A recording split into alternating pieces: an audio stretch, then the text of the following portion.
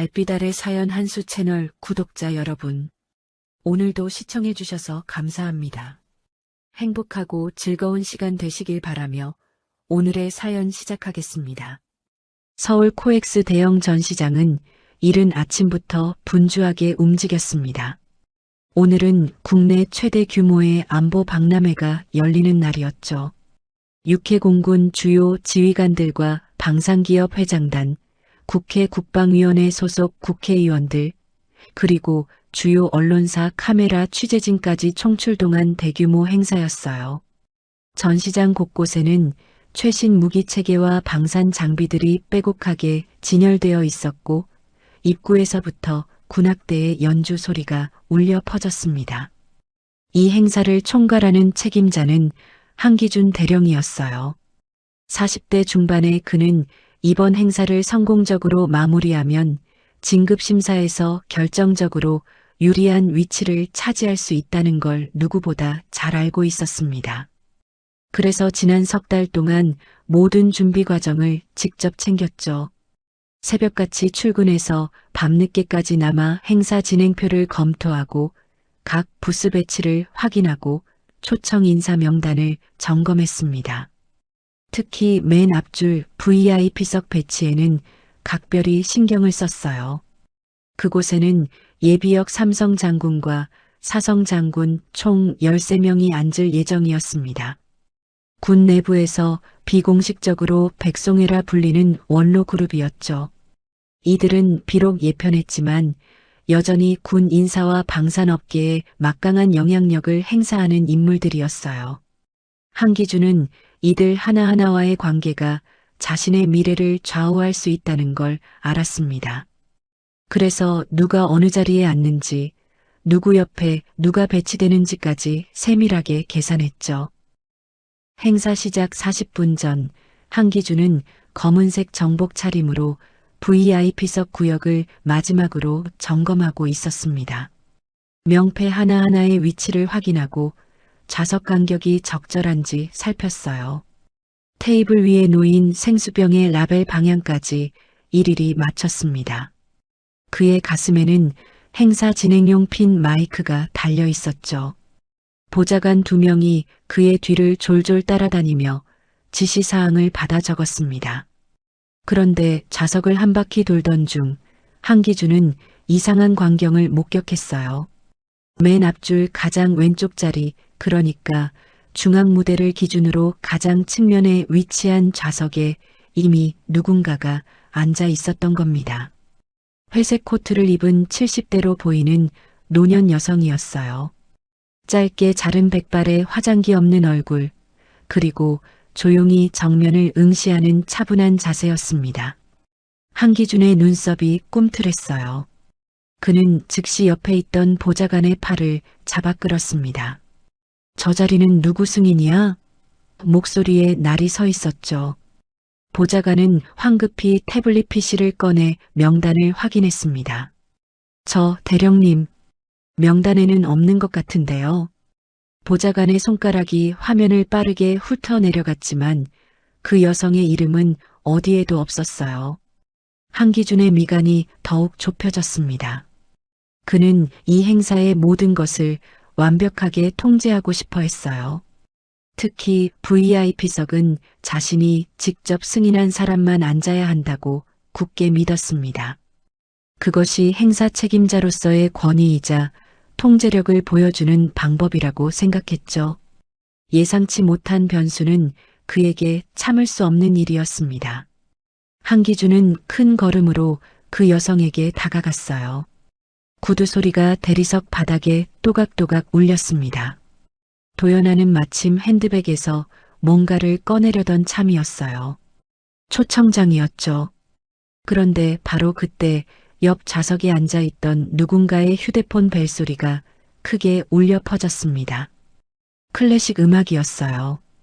도연아는 그 소리 때문에 한기준의 첫 마디를 제대로 듣지 못했습니다. 한기준은 이미 짜증이 치밀어 오르고 있었어요. 여기는 VIP석입니다. 일반석으로 이동하세요. 그의 목소리는 딱딱하고 명령조였습니다. 도연아는 천천히 고개를 들어 그를 바라봤어요.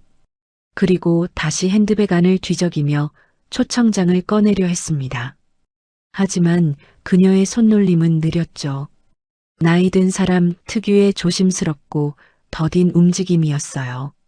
한기준은 기다려주지 않았습니다. 주변 좌석에 하나둘 사람들이 자리를 잡기 시작했고 몇몇은 이쪽 상황을 힐끔거리며 쳐다봤어요. 한기준은 자신의 체면이 구겨진다고 느꼈습니다. 이 많은 사람 앞에서 VIP석 통제조차 제대로 못하는 무능한 책임자로 보일까봐 불안했던 거죠. 행사 망치려고 작정하셨습니까? 그의 목소리가 한층 더 커졌습니다. 이제 주변 사람들이 완전히 이쪽을 주목하기 시작했어요. 도연아의 손이 미세하게 멈칫했습니다. 무대 위에서는 행사 사회자가 마이크를 잡고 오프닝 멘트를 준비하고 있었습니다. 신사숙녀 여러분, 잠시 후 개회식을 시작하겠습니다. 홀 전체에 사회자의 목소리가 울려 퍼졌죠. 조명이 하나씩 켜지기 시작했고 카메라 감독들은 각자 위치에서 촬영 준비를 마쳤어요. 메인 카메라는 무대 정면을 향하고 있었고 서브 카메라 2대는 VIP석을 담을 준비를 하고 있었습니다. 한기준은 여전히 도연아 앞에 서 있었어요. 그의 얼굴은 점점 더 굳어졌습니다. 도연아가 마침내 초청장을 꺼내 들었지만 한기준은 그것을 제대로 확인할 생각조차 하지 않았죠. 이미 그의 머릿속에는 이 노인네가 제 분수도 모르고 VIP석에 앉아 있다는 판단이 굳어져 있었습니다. 주변 시선이 자꾸 이쪽으로 쏠리는 게 느껴졌어요. 백송의 원로 장군 몇 명도 고개를 돌려 이쪽을 바라보기 시작했습니다. 한기준의 자존심은 이미 바닥까지 떨어진 상태였어요. 그는 자신이 이 상황을 강력하게 제압하지 않으면 행사 책임자로서의 권위가 완전히 무너질 거라고 생각했습니다. 그래서 더 강하게 나가기로 결심했죠. 지금 당장 일어나세요. 여기는 아무나 앉는 자리가 아닙니다. 그의 목소리에는 노골적인 경멸이 섞여 있었어요. 도연아는 여전히 침착했습니다. 초청장을 펼쳐 보이려 했죠. 하지만 한기준은 그녀의 말을 들을 생각이 없었어요. 오히려 한 걸음 더 다가서며 말했습니다. 보안 요원 부르기 전에 스스로 나가시는 게 좋을 겁니다. 주변이 점점 더 조용해졌어요. 이제 VIP석 주변에 앉아있던 사람들 대부분이 이쪽 상황을 주시하고 있었습니다. 바로 그때였습니다. 무대 위 사회자가 다음 순서를 알렸어요. 지금부터 주요 VIP 인사 소개를 시작하겠습니다. 메인 스크린의 첫 번째 인사의 얼굴이 크게 떠올랐죠. 예비역 사성 장군이었습니다. 박수 소리가 홀을 가득 채웠어요. 한기준의 가슴에 달린 핀 마이크는 여전히 켜져 있었습니다. 그는 그 사실을 까맣게 잊고 있었어요. 행사 진행 중에는 항상 마이크를 켜두라는 게 매뉴얼이었거든요. 긴급 상황 발생 시 즉각 대응하기 위해서였죠. 그런데 지금 한기준의 마이크는 메인 음향 시스템과 직접 연결되어 있었습니다. 도연아는 다시 한번 조용히 말했어요. 제 초청장을 확인해 주시겠습니까? 그녀의 목소리는 낮고 차분했습니다. 하지만 한기준에게는 그게 더 거슬렸죠. 이 나이 든 여성이 끝까지 자리를 고집하는 게 그에겐 도전으로 느껴졌습니다. 그의 참을성이 완전히 바닥났어요. 그리고 그 순간 한기준은 참지 못하고 내뱉었습니다. 당장 꺼져, 이년아. 그의 목소리는 핀 마이크를 타고 홀 전체 스피커로 증폭되어 울려 퍼졌어요. 1000명이 넘는 참석자들의 귓전을 때렸습니다. 박수 소리가 순식간에 멈췄죠. 사회자는 말을 잃었고 무대 위 조명 기사는 당황해서 스포트라이트를 이리저리 움직였어요. 홀 전체가 얼어붙었습니다. 누군가의 물컵이 바닥에 떨어지는 소리가 유난히 크게 들렸어요. 메인 스크린에는 여전히 예비역 장군의 얼굴이 떠 있었지만 카메라 감독은 재빨리 신호를 받고 VIP석 쪽으로 카메라를 돌렸습니다. 서브 카메라도 동시에 그쪽을 향했죠. 그리고 대형 스크린에 도연아의 얼굴이 확대되어 나타났습니다. 짧게 자른 백발, 화장기 없는 주름진 얼굴, 그리고 손에 쥔 초청장. 그녀의 손이 미세하게 떨리고 있었어요. 분노 때문이 아니었습니다. 공개적인 모욕 앞에서도 평정을 유지하려는 노력 때문이었죠. 카메라는 그 떨림까지 생생하게 포착했습니다. VIP석에 앉아있던 백송의 원로 장군 13명이 동시에 고개를 들었어요. 그들의 표정은 다양했습니다. 놀람, 분노, 경악, 그리고 무엇보다도 당혹감이었죠. 그중 한 명, 예비역 사성 장군 출신인 최진혁이 천천히 자리에서 일어났습니다. 그는 한기준과 같은 부대에서 근무했던 적이 있었어요. 한기준의 성격과 행실을 어느 정도 알고 있었죠. 최진혁은 낮지만 단호한 목소리로 말했습니다. 한대령, 그 입 다물게. 그의 목소리에는 더 이상의 말을 용납하지 않겠다는 권위가 실려 있었어요. 홀의 공기가 완전히 바뀌었습니다. 긴장감이 사방을 짓눌렀죠. 한기준은 그제야 자신이 무슨 짓을 저질렀는지 깨닫기 시작했어요. 가슴에 핀 마이크를 내려다봤습니다. 빨간 불이 켜져 있었죠. 그의 얼굴이 창백하게 질렸어요. 손끝이 차갑게 식어갔습니다. 하지만 아직 그는 몰랐습니다. 자신이 방금 모욕한 그 여성이 누구인지, 그리고 이 상황이 얼마나 치명적인 실수인지를요. 최진혁 장군이 천천히 단상 쪽으로 걸어 나왔습니다. 그의 걸음걸이는 느렸지만 묵직한 무게감이 있었어요. 70대의 나이에도 불구하고 등은 곧게 펴져 있었고 군인 특유의 절도 있는 자세가 그대로 유지되고 있었죠. 홀 안의 모든 시선이 그에게 집중되었습니다. 카메라들도 일제히 그를 따라 움직였어요. 최진혁은 무대 바로 앞까지 걸어가서 멈춰 섰습니다. 그리고 천천히 몸을 돌려 참석자들을 향해 섰죠. 마이크를 건네받을 필요도 없었어요. 그의 목소리는 마이크 없이도 홀 전체에 울려 퍼질 만큼 단단했습니다. 신사숙녀 여러분, 그가 입을 열었어요. 제가 잠시 말씀드리겠습니다. 홀은 숨소리조차 들리지 않을 만큼 조용해졌습니다. 최진혁은 VIP석 가장 왼쪽에 앉아 있는 도연아를 향해 고개를 돌렸어요. 그리고 또박또박 말했습니다. 방금 그 자리에 앉아 계신 분은 도연아 전 합참의장이십니다. 그의 말이 끝나자마자 홀 전체가 웅성거리기 시작했어요. 합참의장이라고? 전직 합참의장? 여성 합참의장? 여기저기서 놀란 목소리들이 터져나왔습니다. 카메라들이 다시 도연아에게 집중되었죠. 메인 스크린에는 그녀의 얼굴이 계속 클로즈업되어 나타났어요. 언론사 기자들은 미친 듯이 셔터를 눌러댔습니다. 플래시가 정신없이 터졌죠. 한기준의 얼굴에서 핏기가 완전히 사라졌습니다. 입술이 바들바들 떨렸어요. 다리에 힘이 풀려 그 자리에 서 있기조차 힘들었죠. 그의 머릿속이 하얗게 백지장처럼 변했습니다. 합참의장? 전 합참의장? 그는 군 역사에서 유일한 여성 포스타 출신 합참의장이 있었다는 걸 알고 있었어요. 하지만 얼굴은 본 적이 없었습니다.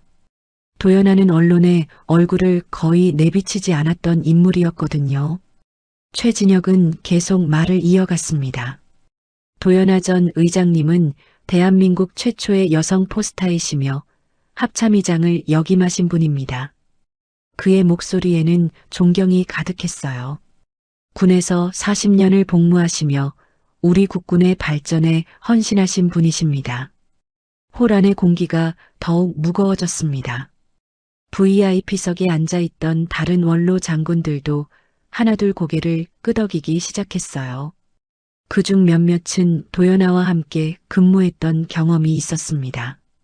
한 명은 그녀 밑에서 참모로 일했던 적도 있었죠. 그들의 표정에는 분노가 역력했습니다. 자신들이 존경하는 선배가 공개적으로 모욕당하는 걸 목격한 거니까요. 도연아는 천천히 자리에서 일어났습니다. 그녀의 움직임은 여전히 조용하고 차분했어요. 흔들림이 없었죠. 회색 코트에 단추를 가지런히 여미고 핸드백을 한쪽 팔에 걸쳤습니다. 그리고 한기준을 똑바로 바라봤어요. 그녀의 눈빛은 차가웠습니다. 분노라기보다는 실망에 가까운 시선이었죠. 한대령. 도연아가 입을 열었습니다. 그녀의 목소리는 크지 않았어요. 하지만 홀 전체가 조용했기 때문에 구석구석까지 또렷하게 전달되었습니다.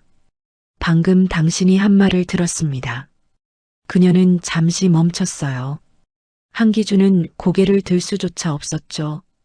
당신은 지금 저 한 사람만 모욕한 게 아닙니다. 도연아는 천천히 주변을 둘러봤어요.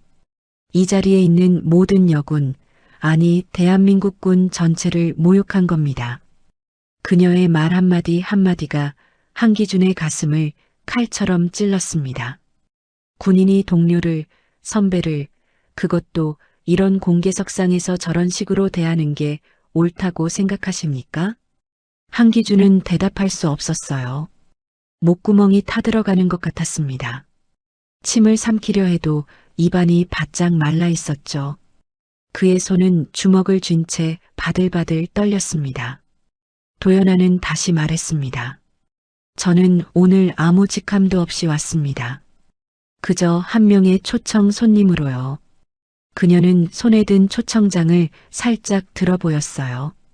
하지만 당신은 그것조차 확인하지 않았습니다. 그녀의 목소리는 여전히 차분했지만 그 안에 담긴 무게는 엄청났습니다. 홀 안의 사람들은 숨죽이며 이 장면을 지켜봤어요. 누구 하나 움직이는 사람이 없었습니다. 국회의원 몇 명은 서로 눈빛을 주고받았죠. 방산기업 회장단은 긴장한 표정으로 상황을 주시했습니다. 이건 단순한 실언이 아니었어요. 공개적인 망신이었고 군의 위신을 깎아내리는 사건이었습니다. 최진혁이 다시 입을 열었어요. 한대령, 당장 행사장을 나가시오. 그의 목소리에는 어떤 협상의 여지도 없었습니다. 그리고 상부에 보고하겠소. 이 일은 여기서 끝나지 않을 것이오. 한기준의 다리가 완전히 풀렸습니다. 그는 간신히 몸을 지탱한 채 비틀거리며 VIP석을 벗어났어요. 카메라는 그의 뒷모습을 끝까지 쫓았습니다. 구부정해진 어깨, 휘청거리는 걸음걸이, 그리고 완전히 무너진 표정. 그 모습이 생생하게 화면에 담겼죠. 언론사 기자들은 미친 듯이 메모를 했습니다. 이건 내일 모든 신문 일면을 장식할 특종이었어요. 도연아는 다시 자리에 앉았습니다. 그녀의 표정은 여전히 평온했어요. 하지만 옆에 앉은 원로 장군이 조용히 말했습니다. 괜찮으십니까? 도연아는 고개를 끄덕였죠. 괜찮습니다. 하지만 그녀의 손은 여전히 미세하게 떨리고 있었습니다. 그날 밤 국방부 본관 건물의 불은 꺼지지 않았습니다. 감찰실 사무실에는 긴급 소집된 조사관들이 빼곡히 모여 있었어요. 컴퓨터 모니터의 푸른 빛이 어두운 사무실을 희미하게 비췄죠. 코엑스에서 벌어진 사건은 이미 모든 언론사 뉴스 속보로 타전되었습니다. 포털 사이트 실시간 검색어 1위부터 10위까지가 모두 이 사건 관련 키워드로 도배되었어요. 감찰실장인 김태성 준장은 책상 앞에 앉아 사건 영상을 반복해서 돌려봤습니다. 한기준이 도연아에게 욕설을 퍼붓는 장면, 도연아의 떨리는 손, 그리고 최진혁 장군이 정체를 밝히는 순간까지요. 김태성은 깊은 한숨을 내쉬었어요. 이건 단순 기강 회의 문제가 아니야. 그는 옆에 서 있던 조사관에게 말했습니다. 전면 조사에 들어가. 한기준 대령의 모든 것을 파헤쳐. 조사관들은 즉시 움직였습니다. 한기준의 인사 기록, 근무 이력, 재산 신고 내역, 통신 기록까지 샅샅이 뒤지기 시작했어요. 그리고 불과 3시간 만에 이상한 점들이 속속 발견되기 시작했습니다. 한기준의 개인 계좌로 설명할 수 없는 금액들이 여러 차례 입금되어 있었거든요. 준장님, 이것 좀 보십시오. 한 조사관이 서류를 들고 김태성에게 다가왔습니다. 한 대령의 계좌에 지난 6개월간 총 1억 2천만 원이 입금되었습니다. 출처는 모두 다른 명의인데 추적해보니 전부 페이퍼 컴퍼니였습니다. 김태성의 눈빛이 날카로워졌어요. 방산업체와 연결되어 있나? 조사관이 고개를 끄덕였죠. 네, 이번 박람회 참가 업체 중 3곳과 연결고리가 있습니다. 김태성은 즉시 더 깊은 조사를 지시했어요. 그리고 다음 날 오전 결정적인 증거가 나왔습니다. 한기준의 태블릿 PC에서 삭제된 파일들을 복구한 결과 VIP석 배치와 관련된 의심스러운 문서들이 발견된 거예요. 그 문서에는 특정 방산업체 대표들의 이름과 좌석 번호가 적혀 있었습니다. 그리고 각 이름 옆에는 금액이 적혀 있었죠. 이건 좌석 로비였어. 김태성이 이를 갈았습니다. 한기준이 VIP석을 돈을 받고 팔아먹은 거야. 조사관이 또 다른 파일을 열었어요. 거기에는 행사 예산 집행 내역이 담겨 있었습니다. 예산안과 실제 지출 내역을 비교해 보니 상당한 차액이 발생했어요. 준장님, 행사 예산 중 약 3억 원이 설명되지 않습니다. 장비 대여비, 인쇄비, 케이터링 비용 모두 부풀려져 있습니다.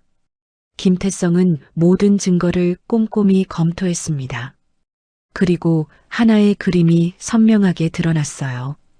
한기준은 단순히 오만한 인물이 아니었습니다. 그는 체계적으로 자신의 지위를 이용해 부정한 이익을 챙기고 있었던 거예요. VIP석 배치는 그중 일부에 불과했죠. 그가 왜 그토록 VIP석 명단을 직접 관리하려 했는지, 왜 도연아를 그렇게 강하게 내쫓으려 했는지 이제 모든 게 설명되었습니다. 도연아가 앉아있던 그 자리는 원래 특정 방산업체 대표를 위해 예약된 자리였어요. 그 업체는 한기준에게 500만 원을 지불했습니다. VIP석에서 군 고위 장성들과 자연스럽게 교류할 기회를 얻기 위해서였죠. 하지만 도연아가 그 자리에 앉으면서 계획이 틀어진 겁니다. 한기준은 당황했고 그 당황함이 분노로 폭발한 거였어요. 김태성은 모든 자료를 정리해서 국방부 장관에게 직접 보고했습니다. 보고를 받은 장관의 얼굴이 굳어졌어요. 이건 군의 신뢰를 완전히 무너뜨릴 사안이야. 장관은 즉시 합동참모본부 의장에게도 통보했습니다.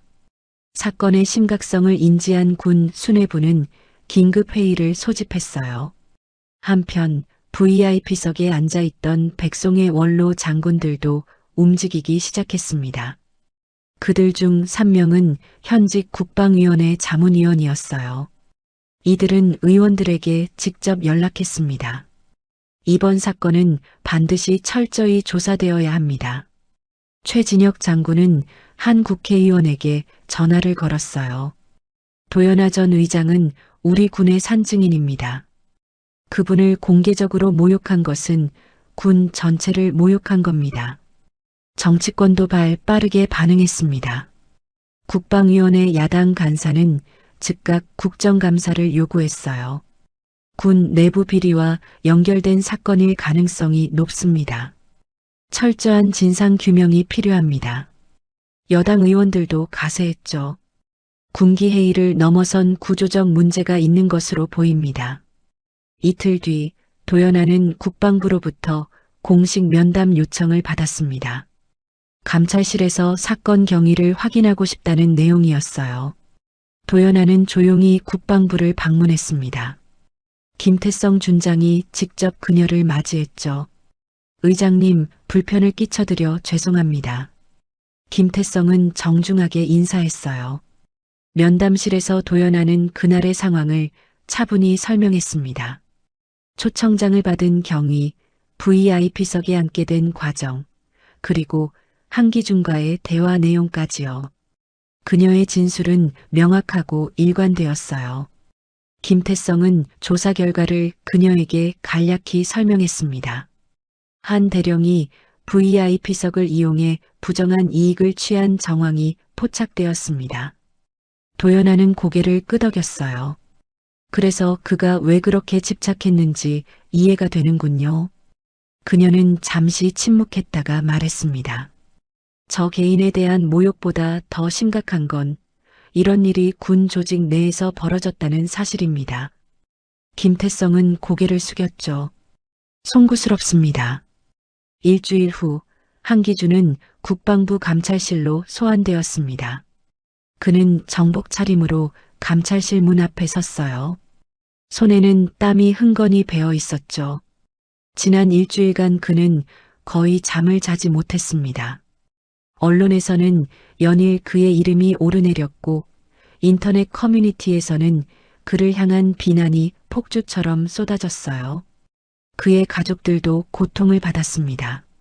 아내는 동네 마트에 가는 것조차 두려워했고 고등학생인 딸은 학교에서 친구들의 차가운 시선을 견뎌야 했죠.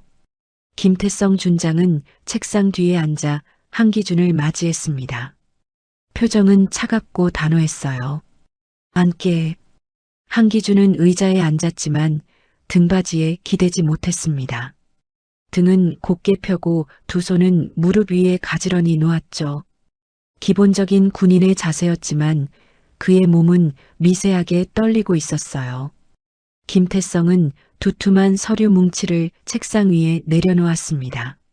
한대령, 자네가 지난 6개월간 무슨 짓을 했는지 다 파악했네. 그는 서류를 한 장씩 넘기며 말했어요. VIP석 로비, 행사 예산 전용, 방산업체로부터의 금품 수수. 자네가 부인할 수 있겠나? 한기준은 입술을 깨물었습니다. 변명할 여지가 없었어요. 증거는 명백했고 그가 할 수 있는 건 아무것도 없었죠. 죄송합니다. 그는 간신히 그 말만 내뱉었습니다. 목소리는 떨렸고 눈가는 붉어졌어요. 김태성은 냉정하게 말을 이어갔습니다. 자네는 도연아 전 합참의장에게 공개적으로 욕설을 했네. 그것만으로도 징계감이야. 하지만 문제는 거기서 끝나지 않아. 그는 또 다른 서류를 펼쳤어요. 자네가 전용한 예산 중 상당액이 방한 장비 구매 예산에서 빠져나간 거였네. 알고 있었나? 한기준의 얼굴이 더욱 창백해졌습니다. 방한 장비요? 그는 몰랐어요. 자신이 서류에 사인하고 승인한 예산 조정이 어디서 어떻게 쓰이는지 제대로 확인하지 않았던 겁니다. 그저 자신의 주머니를 채우는 데만 급급했죠. 김태성이 서류를 탁 내려놓았습니다. 최전방 GOP 부대에 지급될 방한복이 30벌 부족했네. 방한화는 50켤레가 모자랐고 자네가 빼돌린 돈 때문에 최전방 장병들이 추위에 떨었어. 그의 목소리에는 분노가 실려 있었어요. 자네는 군인이야. 부하들을 책임져야 할 지휘관이라고. 한기준은 고개를 들 수 없었습니다. 눈물이 볼을 타고 흘러내렸어요. 그는 자신이 무슨 짓을 저질렀는지 이제야 완전히 깨달았습니다. 단순히 도연아를 모욕한 게 아니었어요. 그는 자신이 지켜야 할 부하들, 최전방에서 나라를 지키는 장병들을 배신한 겁니다. 닷새 후 한기준에게 공식 처분이 내려졌습니다. 직무배제, 진급심사 연구 취소, 그리고 군사재판 회부 예정. 언론에서는 이 소식을 크게 보도했어요. 하지만 여론은 여전히 들끓었습니다. 저 정도 처벌로 끝? 군대 비리는 왜 항상 솜방망이 처벌이야? 댓글창은 분노로 가득 찼죠. 군 수뇌부는 고민에 빠졌습니다. 단순히 한기준 개인을 처벌하는 것만으로는 부족했어요. 군 전체의 신뢰를 회복해야 했습니다. 그리고 무엇보다 한기준에게 진정한 깨달음을 주어야 했죠. 합참의장은 특별한 결정을 내렸습니다. 이틀 후 한기준은 예상치 못한 인사명령을 받았어요. 군사재판 대신 특별보직 발령이었습니다. 강원도 최전방 GOP 부대, 영하 25도까지 내려가는 혹한의 철책 근무지였죠. 그것도 일반 보직이 아니었습니다. 병사들의 생활 환경을 직접 체험하고 개선 방안을 보고하는 특별 임무였어요. 한기준은 명령서를 받아들었습니다. 그의 손이 또다시 떨렸어요. 이건 징계가 아니었습니다. 어쩌면 징계보다 더 혹독한 시련이었죠. 그는 자신이 저지른 잘못의 결과를 직접 눈으로 보고 몸으로 느껴야 했습니다. 출발 전날 한기준은 집에서 짐을 쌌습니다. 아내는 부엌에서 울고 있었어요. 딸은 방문을 닫고 나오지 않았습니다. 한기준은 거울 앞에 섰어요. 거울 속 자신의 얼굴은 초췌했습니다. 눈 밑에는 다크서클이 짙게 깔려 있었고 뺨은 푹 꺼져 있었죠. 그는 자신에게 물었습니다. 나는 왜 이렇게 되었을까? 그는 자신이 언제부터 길을 잃었는지 곰곰이 생각해 봤어요. 처음 인간했을 때는 아니었습니다. 그때의 그는 순수했고 나라를 지키겠다는 열정으로 가득했었죠. 소위, 중위, 대위 시절에도 그는 모범적인 장교였어요. 하지만 소령으로 진급하고 중령을 거쳐 대령이 되면서 무언가가 바뀌었습니다.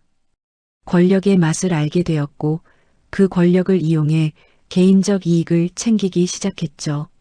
처음에는 작은 것들이었어요. 업체 접대, 식사 대접, 소에게 선물. 하지만 점점 규모가 커졌습니다. 좌석 로비, 예산 전용, 그리고 결국 군 장병들의 복지 예산까지 손을 댄 거예요. 그 과정에서 그는 자신이 군인이라는 사실을 잊었습니다. 자신이 지켜야 할 가치가 무엇인지 망각했죠. 다음 날 아침 한기준은 전용차가 아닌 군 트럭에 실려 최전방으로 이동했습니다. 트럭 짐칸에는 보급품들이 가득 실려 있었어요. 방한복, 방한화, 장갑, 그리고 각종 식료품들이었죠. 한기준은 그 물품들 사이에 작게 웅크리고 앉았습니다.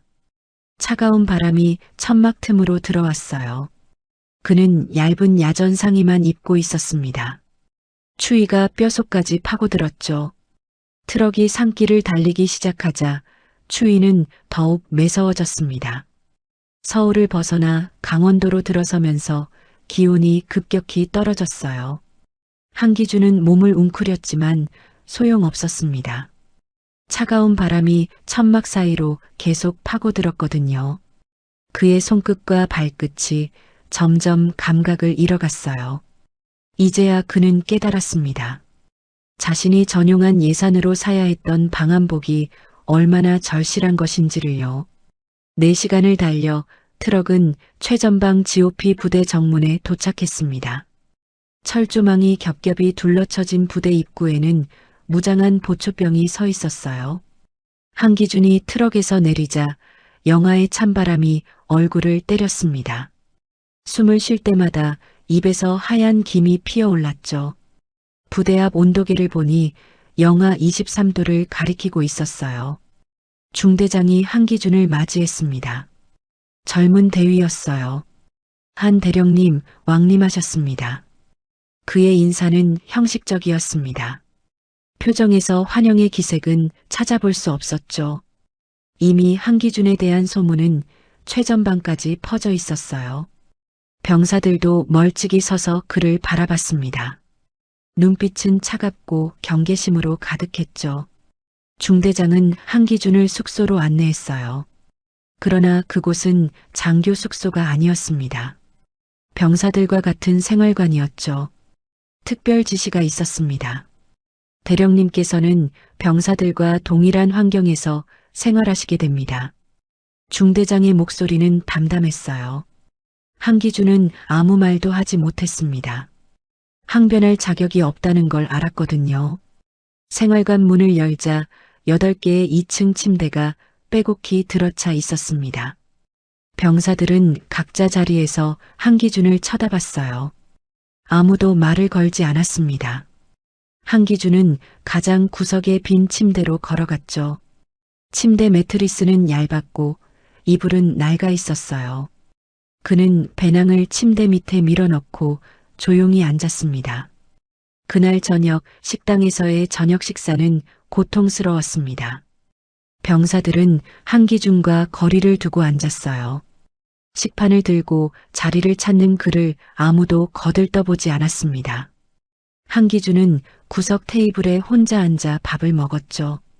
국과 반찬은 차가웠고 밥은 설익어 있었어요.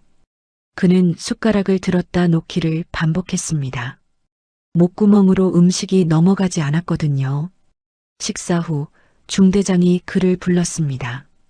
대령님, 내일부터 철책 근무에 투입됩니다.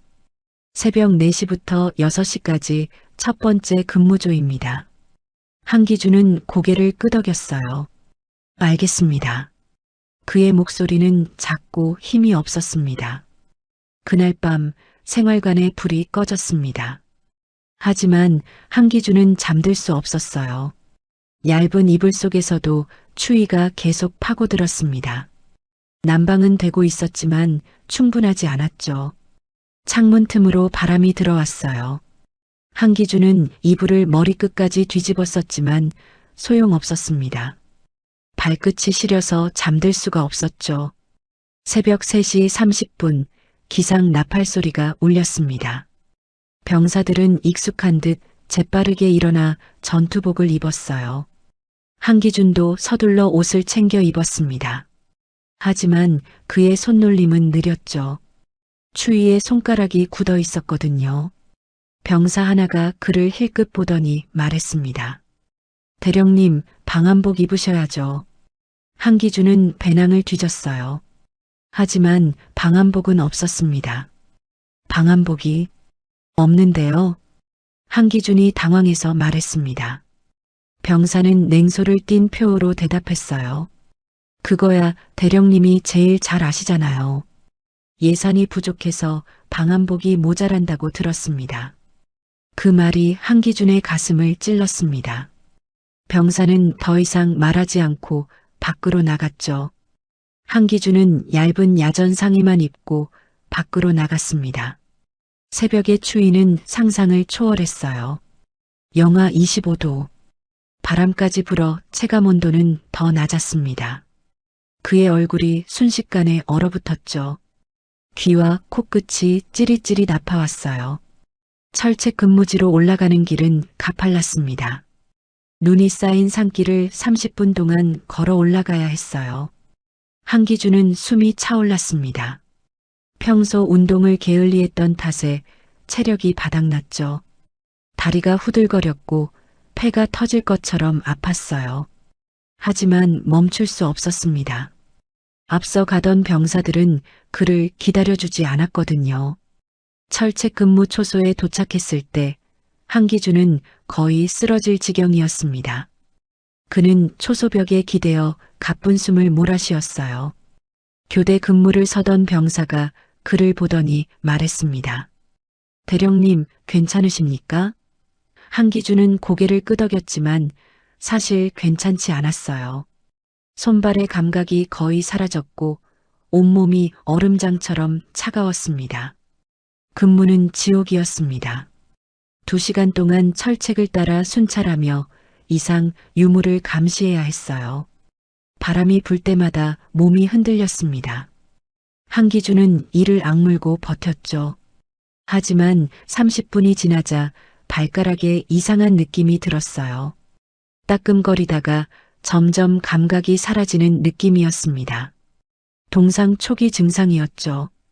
근무를 마치고 초소로 돌아왔을 때 한기준은 신발을 벗어봤습니다. 발가락 2개가 창백하게 변해 있었어요. 옆에 있던 병사가 그걸 보고 말했습니다. 대령님, 의무대 가보셔야 할 것 같습니다. 한기준은 고개를 저었어요. 괜찮습니다. 하지만 사실 괜찮지 않았습니다. 발가락이 욱신거리며 아팠거든요. 그날 오후 중대장이 한기준을 불렀습니다. 대령님, 보고서를 작성하셔야 합니다. 병사들의 생활 환경과 필요한 개선 사항을 기록해 주십시오. 한기준은 책상 앞에 앉았어요. 백지 위에 펜을 올려놓았지만 선뜻 글이 써지지 않았습니다. 그는 오늘 하루 동안 경험한 것들을 떠올렸죠.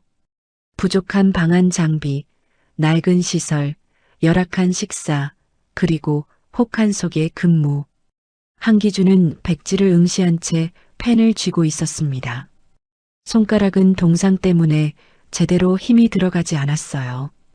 펜을 쥔 손이 자꾸만 떨렸죠.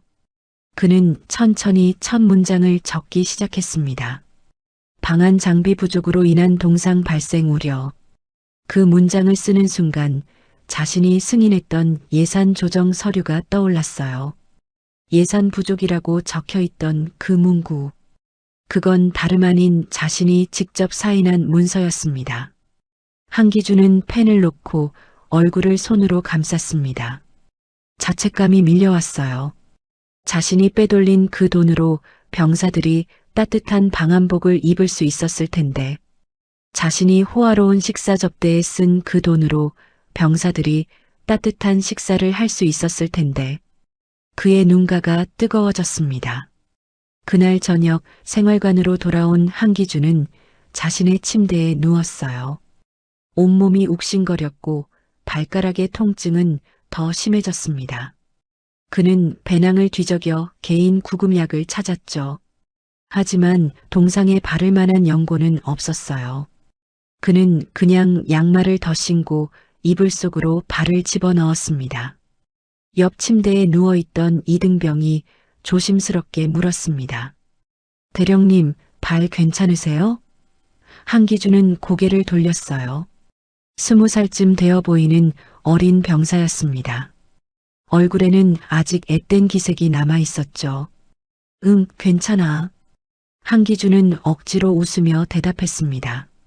하지만 이등병은 자리에서 일어나더니 자신의 사물함을 열었어요. 그리고 작은 연고 하나를 꺼내 한기준에게 건넸습니다. 이거 바르세요. 동상에 줬습니다. 한기준은 망설였어요. 내가 쓰는 거 아니야? 이등병이 고개를 저었습니다. 저는 괜찮습니다. 대령님이 더 필요하실 것 같아서요. 한기준은 연고를 받아들었습니다. 손이 떨렸어요. 감사함과 미안함이 동시에 밀려왔습니다. 고맙다. 그는 겨우 그 말만 할 수 있었죠. 이등병은 다시 자기 침대로 돌아가 누웠어요. 한기준은 연고를 발가락에 조심스럽게 발랐습니다. 시원한 느낌이 스며들었죠. 그날 밤 한기준은 또다시 잠들지 못했습니다. 하지만 이번에는 추위 때문이 아니었어요. 이등병의 작은 친절이 그의 마음을 흔들어 놓았습니다. 자신이 그토록 무시하고 외면했던 병사들. 그들은 이렇게 따뜻한 마음을 가진 사람들이었던 거예요. 한기준은 천장을 바라보며 생각했습니다. 나는 도대체 무엇을 지켜야 할 군인이었나? 사흘째 되던 날 한기준은 아침 점호에 참석했습니다. 중대장이 공지사항을 전달하고 있었어요. 오늘 오후에 동계 훈련이 있습니다. 전 인원 참가 바랍니다. 병사들이 웅성거렸죠. 동계 훈련은 혹독하기로 유명했습니다. 영하의 날씨 속에서 전투 상황을 가정한 훈련을 진행하는 거였어요. 훈련은 오후 2시에 시작되었습니다. 병사들은 완전 군장을 착용하고 산악행군을 시작했어요. 한기준도 똑같이 군장을 메고 대열에 합류했습니다. 하지만 그의 군장에는 방한복이 없었죠. 다른 병사들은 두툼한 방한복을 입고 있었지만 한기준은 여전히 얇은 야전상의만 걸치고 있었어요. 행군이 시작되자 추위가 몰아쳤습니다. 바람이 세차게 불었고 눈발이 날렸어요. 한기준의 얼굴은 금세 빨갛게 변했습니다. 귀와 코가 얼얼했죠. 하지만 그는 이를 악물고 걸었어요. 뒤처질 수 없었습니다. 1시간쯤 지났을 때 앞에서 걷던 병사 한 명이 비틀거렸습니다.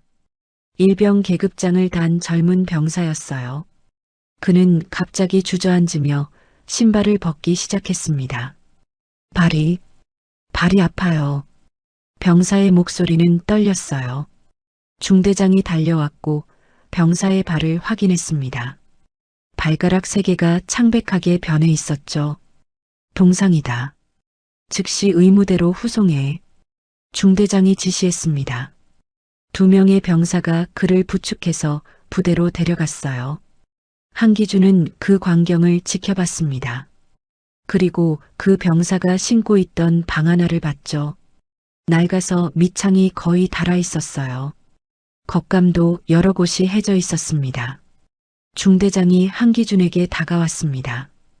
대령님, 보셨죠? 방하나 보급이 늦어져서 저런 일이 생깁니다. 그의 목소리에는 원망이 섞여 있었어요.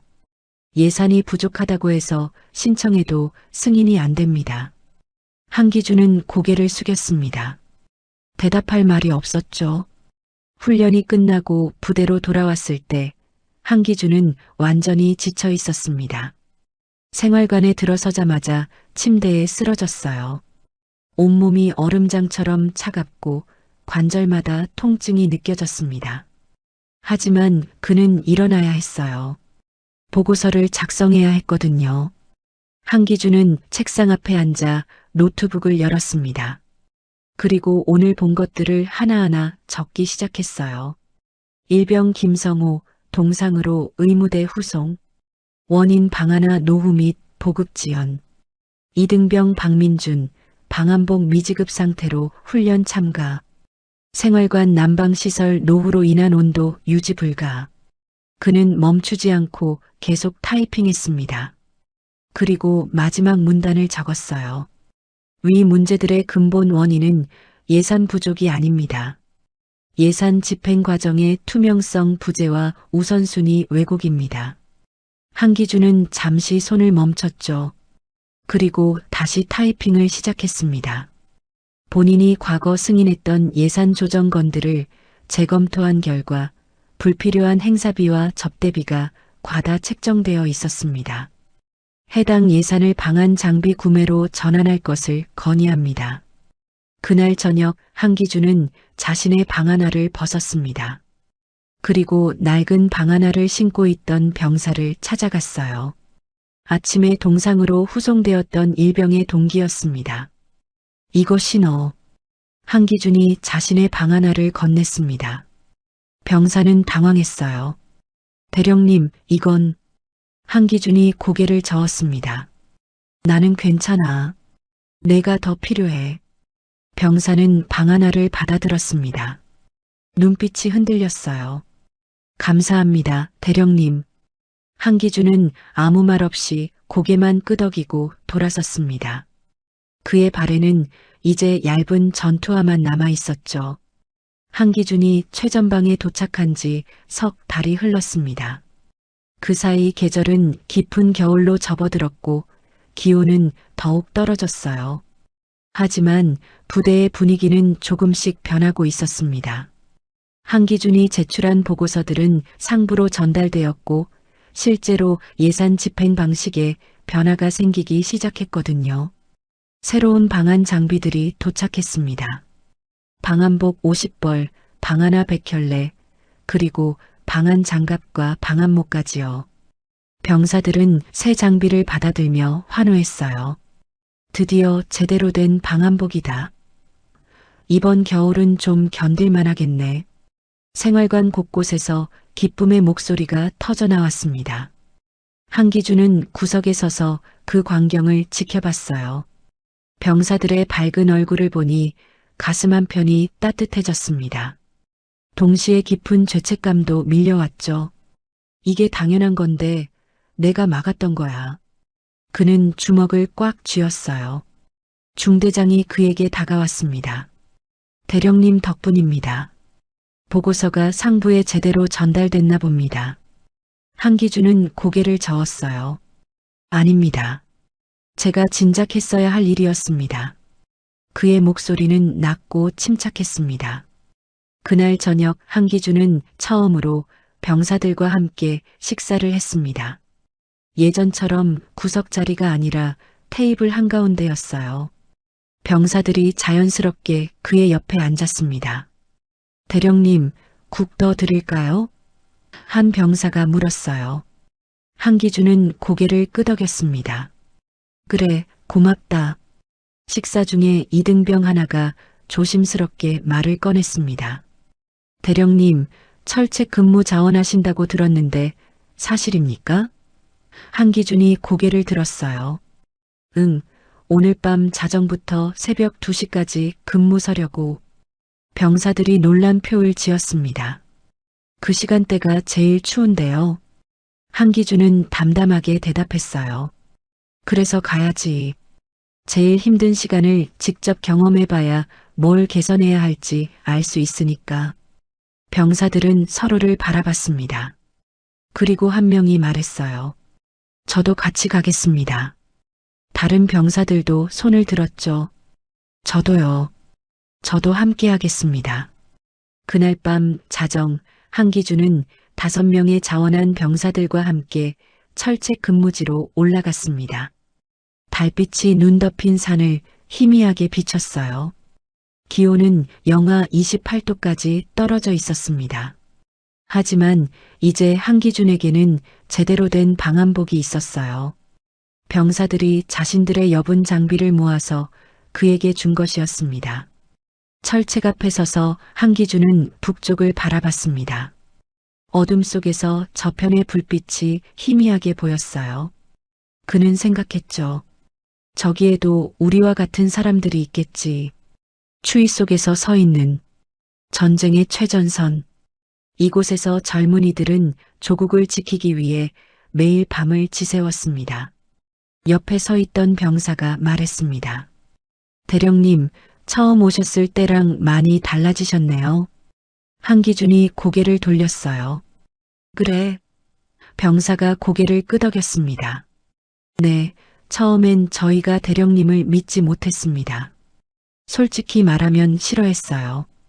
한기준은 쓴웃음을 지었죠. 당연하지. 나도 날 싫어했으니까. 한기준이 말했습니다. 병사는 계속 말을 이었어요. 근데 지금은 다릅니다. 대령님이 진심으로 변하려고 노력하시는 게 보여요. 한기준은 아무 말도 하지 않았습니다. 다만 고개를 숙였을 뿐이죠. 그리고 며칠 후였습니다. 부대에 특별 방문객이 온다는 공지가 전달되었어요. 중대장이 한기준을 찾아왔습니다. 대령님, 내일 도연하 전 합참의장님께서 이곳을 방문하신답니다. 한기준의 심장이 철렁 내려앉았습니다. 도전 의장님이요? 다음 날 오전 10시 군용 차량 한 대가 부대 정문으로 들어왔습니다. 차에서 내린 사람은 도연하였어요. 여전히 회색 코트를 입고 있었고 표정은 차분했습니다. 중대장이 경례를 올렸고 병사들도 일렬로 서서 거수 경례를 했죠. 도연하는 천천히 부대 시설들을 둘러봤습니다. 생활관, 식당, 그리고 방한 장비 보관소까지요. 병사들이 그녀에게 상황을 설명했어요. 최근에 방한 장비가 대폭 보강되었습니다. 예산 집행이 정확해졌습니다. 동상 환자도 크게 줄었습니다. 도연하는 고개를 끄덕이며 들었습니다. 그리고 마지막으로 한기준을 찾았어요. 한 대령을 만나고 싶습니다. 중대장이 한기준을 불렀고 그는 천천히 도연하 앞으로 걸어갔습니다. 두 사람은 부대 본관 앞 작은 벤치에 나란히 앉았어요. 잠시 침묵이 흘렀습니다. 바람이 불어 눈가루가 날렸죠. 도연아가 먼저 입을 열었어요. 많이 변하셨군요. 한기준은 고개를 들지 못했습니다. 죄송합니다. 그의 목소리는 떨렸어요. 도연아는 조용히 말했습니다. 코엑스에서 당신이 한 말 잊지 않았습니다. 한기준의 주먹이 떨렸어요. 하지만 지금 이곳에서 당신이 하고 있는 일도 보았습니다. 도연아가 말을 이었죠. 권력은 사라졌습니다. 하지만 책임은 남았습니다. 한기준은 고개를 들어 도연아를 바라봤습니다. 그녀의 눈빛은 여전히 차가웠지만 그 안에 미세한 온기가 있었어요. 당신은 이제 진짜 군인이 무엇인지 배우고 있습니다. 도연아가 말했습니다. 늦었지만 아직 늦지 않았어요. 한기준의 눈가에 눈물이 맺혔습니다. 저는 용서받을 수 없습니다. 그의 목소리가 갈라졌어요. 도연아는 천천히 일어섰습니다. 용서는 당신이 구할 게 아닙니다. 당신이 해야 할 일은 계속 책임을 다하는 것뿐이에요. 도연아는 돌아서서 걷기 시작했습니다. 한기준은 자리에서 일어나 그녀의 뒷모습을 바라봤어요. 눈이 내리기 시작했습니다. 하얀 눈송이들이 하늘에서 천천히 떨어졌죠. 도연아는 철책 쪽으로 걸어갔고 한기준은 그 뒤를 따라갔습니다. 철책 위에서 도연아는 멀리 북쪽을 바라봤어요. 이곳 병사들이 당신을 믿기 시작했다고 들었습니다. 한기준이 대답했죠. 아직 멀었습니다. 하지만 매일 노력하고 있습니다. 도연아는 고개를 끄덕였어요. 그녀는 다시 한기준을 바라봤습니다. VIP석에서 시작된 일이 결국 당신을 여기까지 데려왔군요. 한 인간을 무너뜨렸고 동시에 다시 세우고 있습니다. 한기준은 고개를 숙였어요. 네, 맞습니다. 도연아는 조용히 돌아섰습니다. 그리고 부대를 떠나기 전 마지막으로 말했어요. 계속하십시오, 한대령. 진짜 전쟁은 이제부터입니다. 한기준은 차렷 자세로 경례를 올렸습니다. 도연아도 경례로 화답했죠. 차가 떠나고 한기준은 눈 내리는 철책 앞에 혼자 서 있었습니다. 그의 눈에서 눈물이 흘러내렸어요. 하지만 이번에는 자책의 눈물이 아니었습니다. 새로운 시작을 위한 눈물이었죠.